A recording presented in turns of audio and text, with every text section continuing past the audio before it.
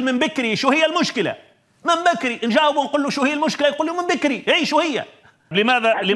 لماذا يتم التضييق على الجزائريين في المطارات الفرنسية؟ جاوبني.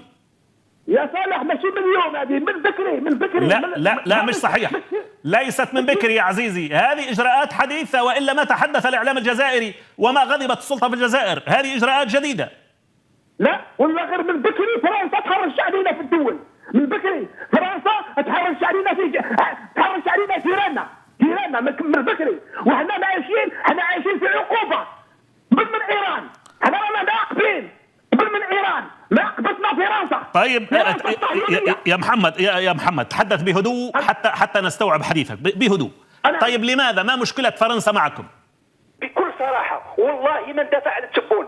البلد الوحيد اللي ما بقية يدافع حتى للكلمة الأخيرة، ولكن عندما نسمع إنسان من المغرب، أنا بالله العلي العظيم لو كان جيت مغربي والله في ذي الحلقة ما نتدخل. شكرا لك. موضوعنا الآن مع فرنسا حتى لا يتم التصويب يمنة ويسرى. ما هي المشكلة؟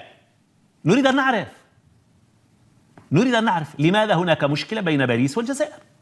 أنت إذا مواطن جزائري المفروض تعرف بعض الإجابات.